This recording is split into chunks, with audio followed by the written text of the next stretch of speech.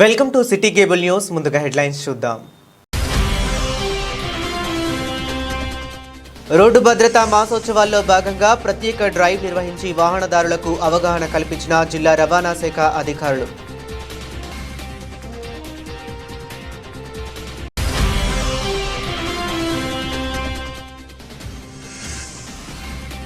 ఊటీని తలపించిన సిరిసిల్ల, పొగమంచుతో కమ్ముకున్న రహదారులు.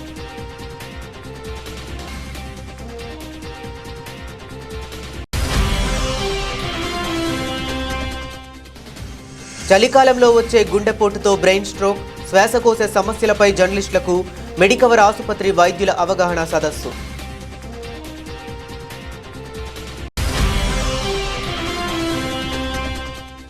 Telangana all senior citizen association ఆధ్వర్యంలో కలెక్టరేట్లో డైరీ ఆవిష్కరణ కార్యక్రమం.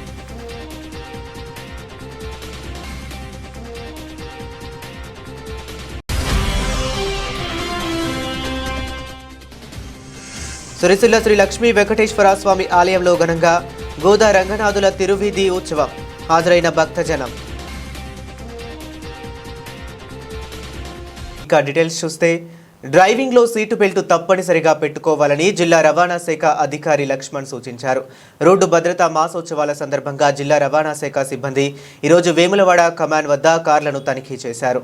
ట్రాఫిక్, రోడ్డు భద్రతా నియమాలు ప్రతి ఒక్కరూ పాటించాలని, కార్ల వాహనదారులు సీటు బెల్ట్ పెట్టుకోవాలని, మద్యం తాగి నడపవద్దని, రాంగ్ రూట్లో వెళ్లకూడదని, మొబైల్ మాట్లాడుతూ వాహనాలు నడపవద్దని జిల్లా రవాణా శాఖ అధికారి లక్ష్మణ్ సూచించారు. స్పీడ్ కంట్రోల్లో ఉండాలని, వాహనం రివర్స్లో వెళ్లేటప్పుడు తప్పనిసరిగా వాహనం కింద వెనుక గమనించాలని పేర్కొన్నారు. సీటు బెల్ట్ పెట్టుకుని వాహనాన్ని నడిపిన వారికి స్వీట్లు పంపిణీ చేశారు. సీటు బెల్ట్ ధరించకుండా వాహనాలను నడిపిన వారికి దాని ప్రాముఖ్యత గురించి తెలిపారు. వాహనాలకు వాహన భద్రతా స్టిక్కర్లు అతికించారు. సీటు బెల్ట్ పెట్టుకొని వాహనం నడుపుతామని వాహనదారులతో రోడ్డు భద్రతా మాసోత్సవాల ప్రతిజ్ఞ చేయించారు. ఈ కార్యక్రమంలో వేములవాడ ట్రాఫిక్ ఎస్ఐ రాజు, మోటారు వాహనాల తనిఖీ అధికారి వంశీధర్, మోటారు వాహనాల సహాయక తనిఖీ అధికారి రజని, పృథ్వీరాజ్ వర్మ తదితరులు పాల్గొన్నారు.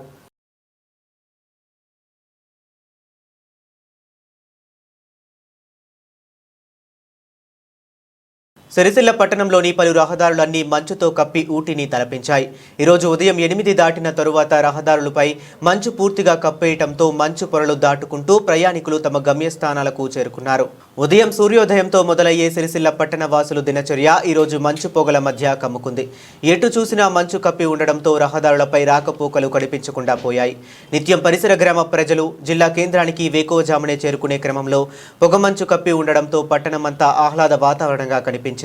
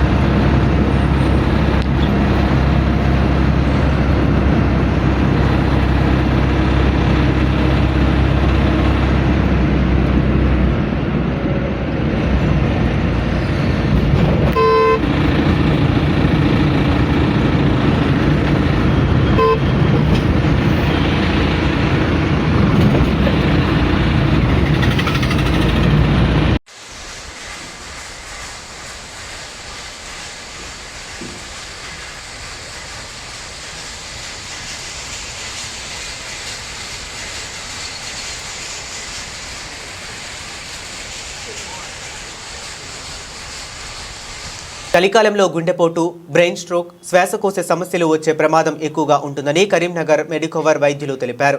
ఈరోజు సిరిసిల్ల ప్రెస్ క్లబ్లో చలికాలంలో వచ్చే వివిధ వ్యాధులపై అవగాహన కల్పించేందుకు ఏర్పాటు చేసిన మీడియా సమావేశంలో వారు మాట్లాడారు.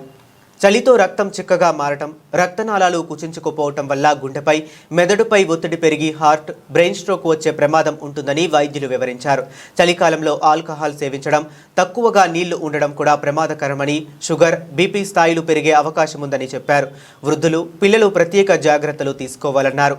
హై రిస్క్ పేషెంట్లలో చిన్న ఇన్ఫెక్షన్స్ కూడా నంజులాగా తయారై ప్రాణాపాయ స్థితిలోకి వెళ్లే ప్రమాదం ఉందన్నారు. స్వంత వైద్యం చేయకుండా డాక్టర్ను సంప్రదించి మందులు వాడాలన్నారు. ఎలాంటి ఎమర్జెన్సీ వ్యాధులకైనా మొదటి గంట గోల్డెన్ అవర్ అని ఆ సమయంలో ఆసుపత్రికి తీసుకువస్తే రిస్క్ తక్కువగా ఉండి ప్రాణాలు కాపాడేందుకు ఎక్కువ అవకాశాలు ఉంటాయన్నారు.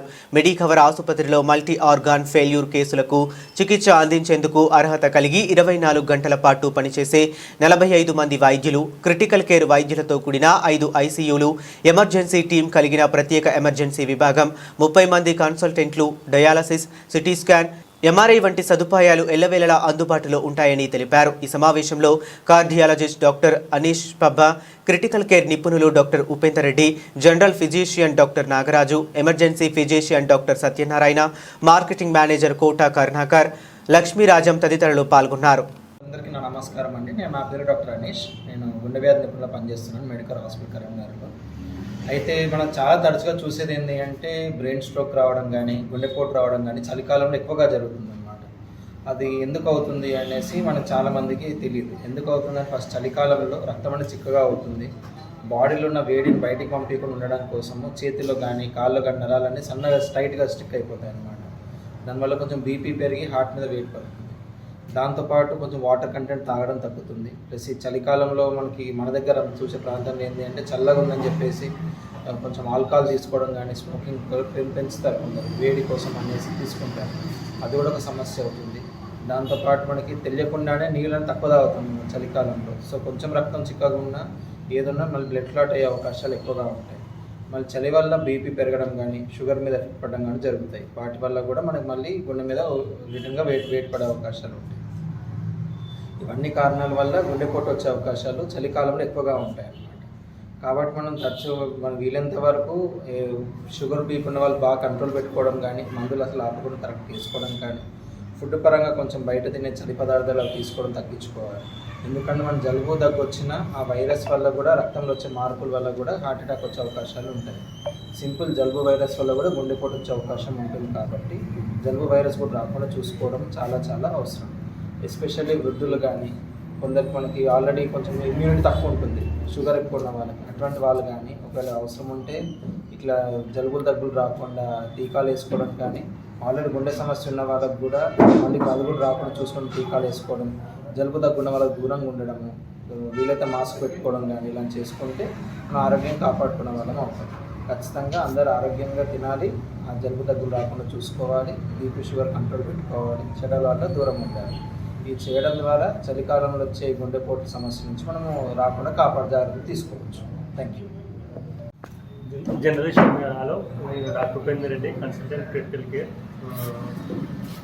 చెప్పాలంటే ఆల్రెడీ అందరూ మాట్లాడి ఉన్నారు. క్రిటికల్ కేర్ గురించి చాలామందికి ఐడియా ఉండకపోవచ్చు. అంటే మామూలుగా ఏమంటారంటే ఐసీయూ డాక్టర్ ఏమంటారు, జనరల్ అంటే ఏం చేస్తారు, రొటీన్ అనే కొన్ని అనుమానాలు ఉంటాయి అందరికంటే, అవగాహన అది తక్కువ ఉంటుంది. కాబట్టి ఇదేంటి అంటే యాక్చువల్లీ ఐసీయూలో ఇప్పుడు మనం రొటీన్గా మా దగ్గర ఎన్ని ఐసీయూలు ఉంటాయంటే మా దగ్గర 4-5 ఐసీయూలు ఉంటాయి. ఒకటి మెడికల్ ఐసీయూ అంటారు, 2 సర్జికల్ ఐసీయూ ఉంటాయి, కొన్ని కార్డియాక్ ఐసీయూ ఉంది, న్యూరో సర్జికల్ ఐసీయూ, సిటీ, అన్ని ఐసీయూ సపరేట్. అంటే ఏ రకమైన పేషెంట్స్ ఆ రకమైన ఐసీయూలోనే మేనేజ్ చేస్తాం.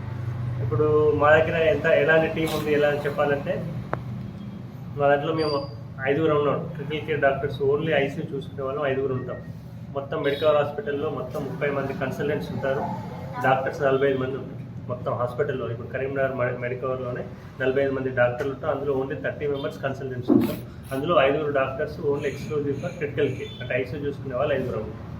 కాబట్టి ఈ అన్ని రకాల ఐసీయూస్లో అన్ని రకాల పేషెంట్స్ ఎట్లాంటి ఐసీయూలో ఉంటారంటే, కొంతమంది హార్ట్ అటాక్ వచ్చిన వాళ్ళు ఉంటారు, స్ట్రోక్ వచ్చిన వాళ్ళు, పక్షవాతం వచ్చిన వాళ్ళు ఉంటారు, యాక్సిడెంట్ అయిన వాళ్ళు ఉంటారు, పాయిజన్ తీసుకున్న వాళ్ళు ఉంటారు, స్నేక్ బైట్ వాళ్ళు ఉంటారు, లేకపోతే లివర్ ఫెయిల్యూర్ వాళ్ళు ఉంటారు, లేకపోతే డయాలసిస్ అయ్యే పేషెంట్స్ ఉంటారు, లేకపోతే ఇప్పుడు థ్రాంబోసైట్ ప్లేట్లెట్స్ 20,000 10,000, లేకపోతే బాగా ఫీవర్ వచ్చి ఇట్లాంటి బాగా ఆర్గన్ డ్యామేజ్ అయిన వాళ్ళు ఉంటారు. రకరకాల పేషెంట్స్ ఐసీయూలో ఉంటారు, అన్ని రకాల పేషెంట్స్ ఐసీయూలో ఉంటారు. అంటే ఇది ఒక స్పెసిఫిక్ ఒక బ్రాంచ్ వాళ్ళని చూసేది కాదు, అన్ని రకాల బ్రాంచ్లు అన్ని రకాల కేసులు ఇక్కడ చూస్తుంటాం. మన కరీంనగర్లో అన్ని ఏ డ్యామేజ్ అంటే మల్టీ ఆర్గాన్ కేసెస్ అంటారు. అంటే డయాలసిస్ అవుతున్న పేషెంట్, హార్ట్ అటాక్ వచ్చి డయాలసిస్ మీద పోయి, లేకపోతే ప్లేసెస్ తగ్గి ఇన్ఫెక్షన్స్ వచ్చి, ఇట్లాంటి ఎనీ రకమైన కేసులు ఉన్నా కూడా మన దాంట్లో మన మెడికవర్ హాస్పిటల్లో qualified team, round the clock 24 గంటలు క్వాలిఫైడ్ క్రిటికల్ కేర్ డాక్టర్స్ 24 గంటలు అవైలబుల్లో ఉన్నారు. ఎనీ టైం మీరు వచ్చినా కూడా ఎనీ టైం మన దగ్గర చాలా హాస్పిటల్లో చూసిపోవడం అట్లాంటివి కాకుండా 24 గంటలు మన హాస్పిటల్లోనే అవైలబుల్లో ఉన్నారు. ఎనీ టైం డయాలసిస్ అంటే మనకు మధ్యాహ్నం రాత్రి 2 గంటలకు వచ్చినా 3 గంటలకు వచ్చినా డయాలసిస్ చేసే ఫెసిలిటీస్ కానీ మనకి సిటీ స్కాన్, ఎంఆర్ అన్నీ మన హాస్పిటల్లో అవైలబుల్లో ఉన్నాయి. మన దగ్గర అన్ని రకాల సూపర్ స్పెషాలిటీస్ ఉన్నాయి. ఓన్లీ 2-3 ఏదంటే ఒకటి ట్రాన్స్ప్లాంట్, ఒకటి బ్రెయిన్ మన ఆంకాలజీ అంటే క్యాన్సర్ రకమైన దాన్ని కానీ ట్రాన్స్ప్లాంట్ దాకా రిమైనింగ్ ఆల్మోస్ట్ మెయిన్ ఏదైతే సూపర్ స్పెషాలిటీ డాక్టర్స్ ఉన్నారో అందరూ ఉన్నారు. వాళ్ళందరికీ సపోర్టింగ్గా మనకి ఎమర్జెన్సీ, క్రిటికల్ కేర్, అనస్థీషియా ఇవన్నీ కూడా వాళ్ళకి మెయిన్ సపోర్టింగ్గా ఉంది. కాబట్టి మన దగ్గర కరీంనగర్లో one of the best team అన్నట్టు మెడికవర్ హాస్పిటల్లో ఒక మంచి అన్ని రకాల హాస్పిటల్ ఉన్నాయి. మీరు ఒక్క దగ్గరికి వస్తే ఆల్మోస్ట్ అన్ని రకాల ఫెసిలిటీస్ మీకు కరీంనగర్లో మెడికల్ హాస్పిటల్ అవైలబుల్ ఉంటాయి. కాబట్టి నేను ఏమంటున్నా అంటే చుట్టుపక్కల ఇవన్నీ చాలామంది తెలియకపోవచ్చు, ఇంత పెద్దగా ఉందా అనేది ఐడియా ఉండదు. దీని పర్పస్ ఏంటి అంటే ఇంతమంది doctor, specialist doctors, super speciality doctors, ఇంత పెద్ద టీం ఉందని చెప్పడం అనేది ఒక కొంచెం సిరిసిల్ల వాళ్ళందరికీ కూడా కొంచెం అవేర్నెస్ క్రియేట్ చేయడం కోసం వచ్చింది. అందరికీ ధన్యవాదాలు. ముందుగా అందరికీ ఇక్కడికి వచ్చిన జర్నలిస్ట్ మిత్రులందరికీ నమస్కారాలండి. నా పేరు డాక్టర్ నాగరాజు రావికండి, consultant physician medical hospitals Karimnagar. So ఇప్పుడు నాకున్న కండిషనే చాలామందికి ఉంది, జలుబు, దగ్గు ఇవన్నీ కూడా. అంటే ఇవన్నీ అన్అవాయిడబుల్ బికాజ్ ఇప్పుడు మనకున్న ఈ టెంపరేచర్స్ వల్ల జలుబు రావడం అనేది కామన్.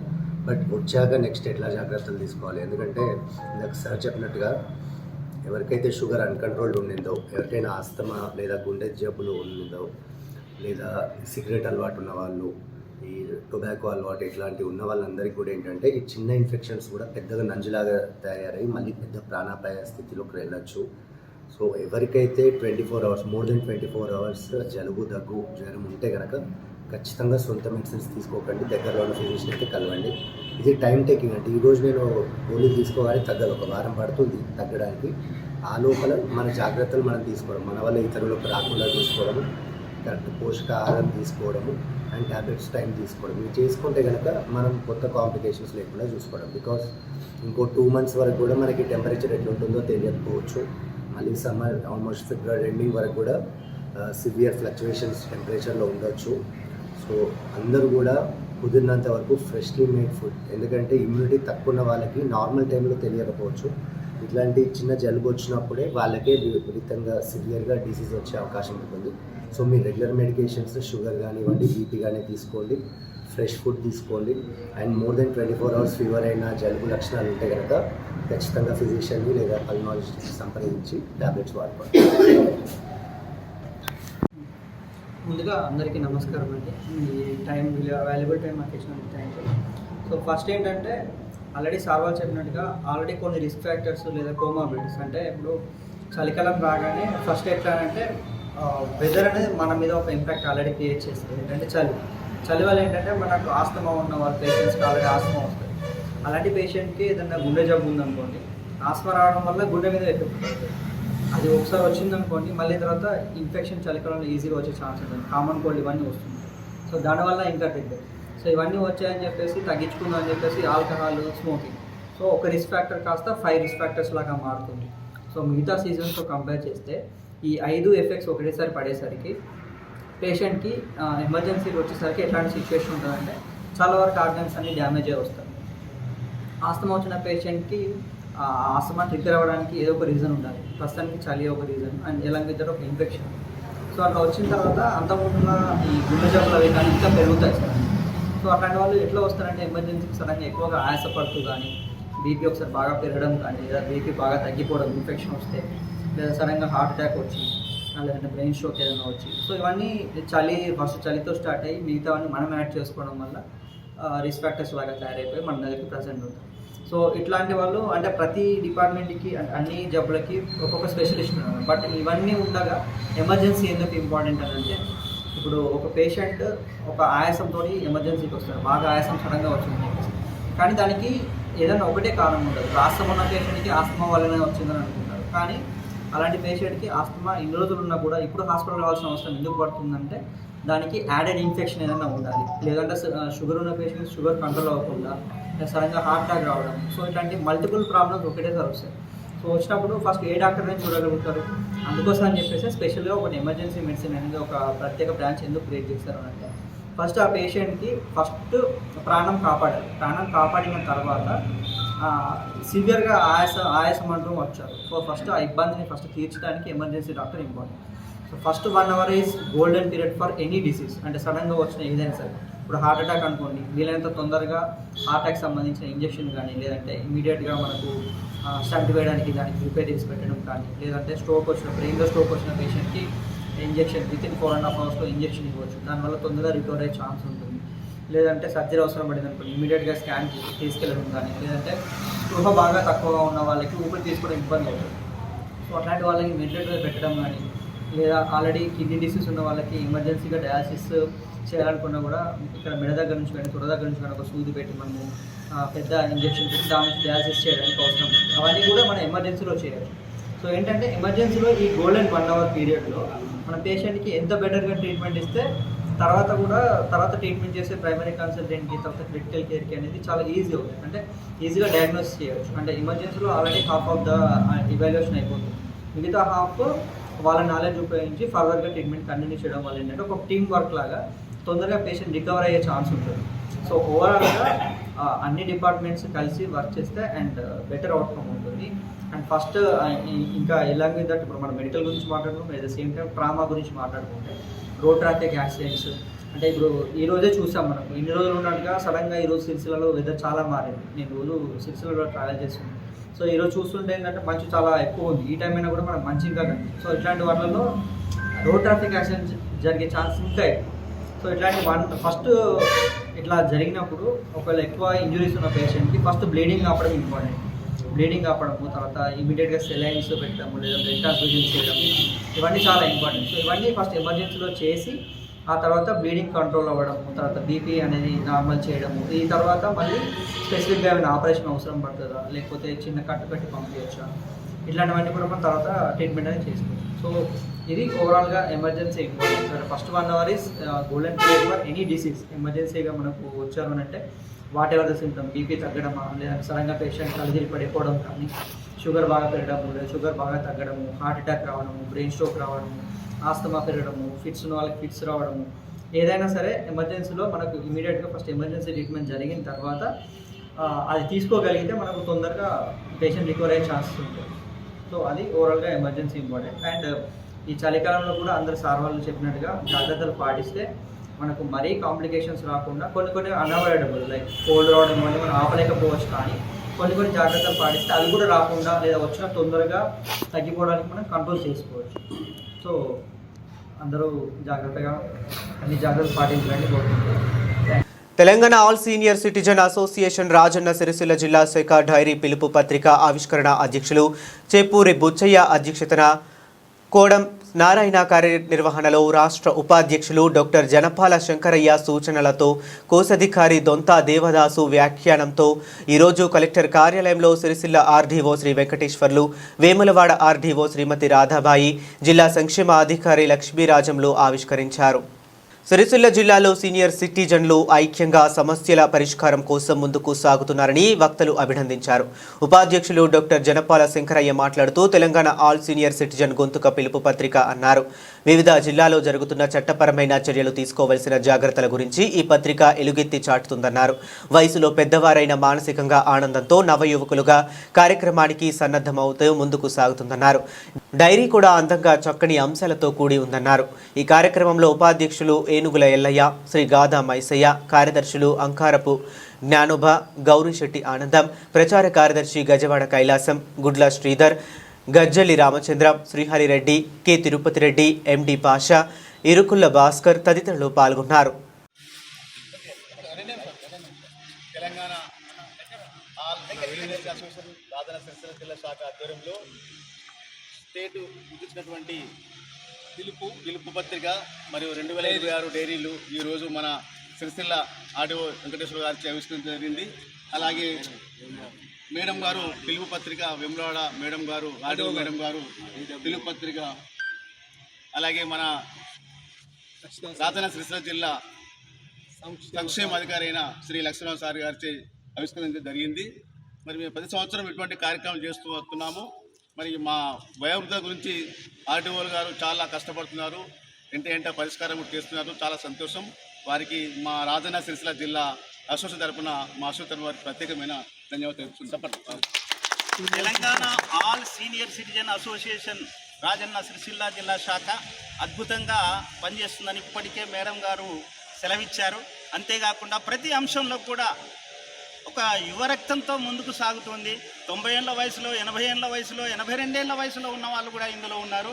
అయినా కానీ యువకత్వంతో ముఖ్యంగా ప్రతి సమస్యను కూడా పరిష్కారం చేయడానికి అధికారుల ముందుకు తీసుకెళ్తున్నాం. మరి ఇప్పుడు మాకు ముఖ్య అతిథులుగా వచ్చినటువంటి ఆర్డీఓ మేడం రాధాబాయి మేడం గారు, తర్వాత వెంకటేశ్వర్లు ఆర్డీఓ గారు, తర్వాత మన లక్ష్మీరాజన్ సారు మా సంక్షేమాధికారి గారు, వీరందరి యొక్క ఆధ్వర్యంలో ఈ పిలుపు మరియు డైరీ ఆవిష్కరణ చేయడం జరిగింది. పిలుపు అనేది మా సీనియర్ సిటిజన్ల యొక్క గొంతుక. వాస్తవానికి మా వాణిని వినిపించడానికి ఎంతో ప్రయత్నం చేస్తున్నాం.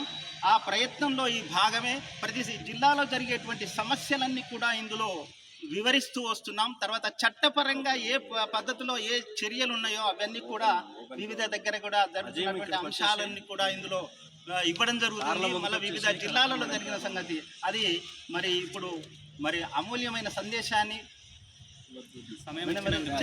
చిన్న చిన్నగా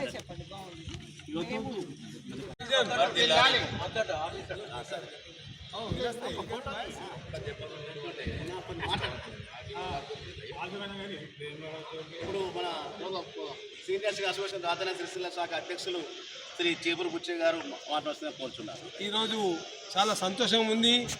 గత నెల కిందనే మన యొక్క డైరీను పిలుపు అనే పత్రిక హైదరాబాద్ ఆవిష్కరైంది. అట్టి పేపరు మరి డైరీ ఈరోజు మన సిరిసిల్ల శాఖ ఆర్టీఓ గారితో మన యొక్క లక్ష్మీరావు గారు, మన మాజీ వెమ్లవాడ ఆర్టీఓ గారితో ముగ్గురితో ఆవిష్కరించాం. చాలా సంతోషం. అదే ప్రకారంగా ఈయన డే కేర్ సెంటర్ కూడా అడిగినాం. డే కేర్ సెంటర్ కూడా ఒక 3 రోజులు అవుతుందట. తదుపరి మనకు అన్ని వీక్లో మనకు ఇస్తారు అధికారంగా. దాన్ని అందరం మనం వినియోగించుకోవాలి. ఎందుకంటే డైలీ పేపర్ వస్తుంది, నా రైట్స్ ఉంటాయి, అన్నీ ఉంటాయి. కాబట్టి అటువంటి అవకాశం అందరూ వినియోగించాలని మనకి. ధనుర్మాస శ్రీ వ్రతంలో భాగంగా 18వ రోజు విశిష్ట తిరుప్పావై పాశురాన్ని పురస్కరించుకొని సిరిసిల్లలోని శ్రీ లక్ష్మీ వెంకటేశ్వర స్వామి దేవాలయంలో భక్తి పరవశ వాతావరణంలో ప్రత్యేక ఆధ్యాత్మిక కార్యక్రమాలు ఘనంగా నిర్వహించారు. వేకువజామున ఉదయం 5 గంటలకు శ్రీ గోదరంగనాథుల తిరువీధి ఉత్సవం ఆలయ ప్రాంగణంలో మంగళ వాయిద్యాలు, వేద మంత్రోచ్చరణ, గోవింద నామస్మరణల నడుమ ఆలయ వీధుల గుండా కన్నుల పండుగగా సాగింది. ఆలయంలో సామూహిక తిరుప్పావై గోష్ఠి గాన సేవ నిర్వహించగా భక్తులు గోదా అమ్మవారి పాశురాలను ఏకస్వరంతో ఆలపించి ధనుర్మాస వ్రత సారాన్ని చాటారు. తదుపరి అర్చన, వేద ఆశీర్వచనం, ఇతర కైంకర్యాలు భక్తి శ్రద్ధలతో కొనసాగాయి. ఈ పవిత్ర సేవల అనంతరం ఆలయ తీర్థ ప్రసాద వితరణ కార్యక్రమం నిర్వహించి భక్తులకు ప్రసాదం అందజేశారు. ధనుర్మాస వ్రతం, తిరుప్పావై సేవలు సిరిసిల్లలో ఆధ్యాత్మిక చైతన్యానికి ప్రతీకగా నిలిచాయని భక్తులు ఆనందం వ్యక్తం చేశారు. ఈ కార్యక్రమంలో ఆలయ అర్చకులు మాడమరాజు కృష్ణమాచార్యులు, సందుగుల వేణుమాధవాచార్యులు, నమిలిగొండ జయవర్ధనాచార్యులు, ఆలయ ఈవో మారుతీరావు, ఆలయ సిబ్బంది పీసరి రవీందర్ తదితరులు పాల్గొన్నారు. లక్ష్మీ ప్రసీద సతతం సంతం శరణి నమో వయం వై శ్రవణాయ పూర్వే సమే కామాన్ కామకామాయ మధ్య శ్రవణో దదాతు వీరాయ వై శ్రవణాయ మహారాజాయ నమః. ఓం స్వస్తి సామ్రాజ్యం భోజ్యం స్వరాజ్యం వైరాజ్యం పరమేశ్వరం రాజ్యం రాజ్యమాధిపత్యమయం సమन्तమర్యా ఏష్యాద్ సార్వభౌమస్సార్వైషః ఆంధాదాపరార్థాద్ ఋగ్వేదోవిందాయ ఏకరాడ్ ఆవిక్షతస్య కామప్రియేత్ విశ్వేదేవాస్తమాసేది అదైదం విష్ణువే జ్యోతి విజ్ఞా వై విష్ణు దేవాంతరహోదే విష్ణవే అన్య మహాదేవి యజ్ఞే విష్ణుపత్ని తన్నో లక్ష్మీ ప్రచోదయాత్. ఓం శాంతి.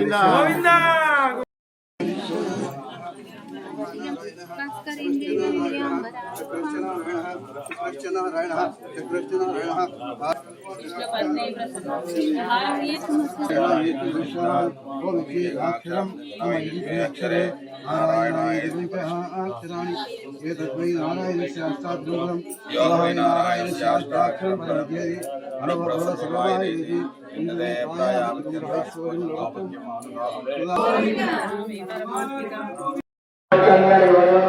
అరుణం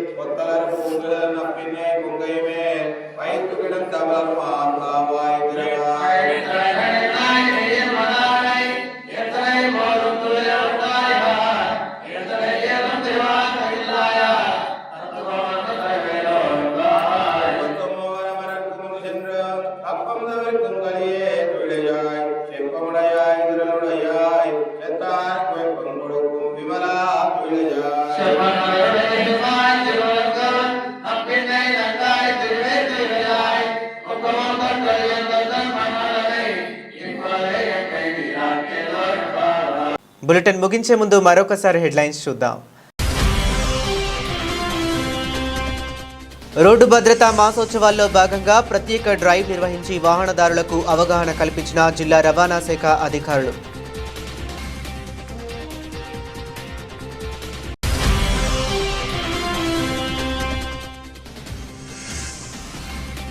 ఊటీని తలపించిన సిరిసిల్ల, పొగమంచుతో కమ్ముకున్న రహదారులు.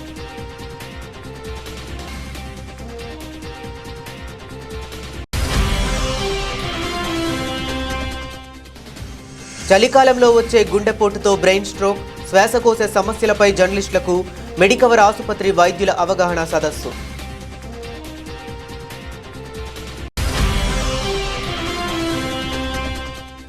Telangana all senior citizen association ఆధ్వర్యంలో కలెక్టరేట్లో డైరీ ఆవిష్కరణ కార్యక్రమం.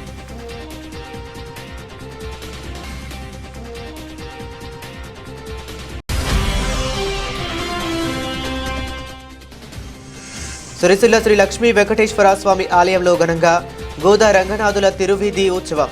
హాజరైన భక్తజనం. ఇవి ఇప్పటి వరకు ఉన్న అప్డేట్స్. మరిన్ని అప్డేట్స్ కోసం కీప్ వాచింగ్.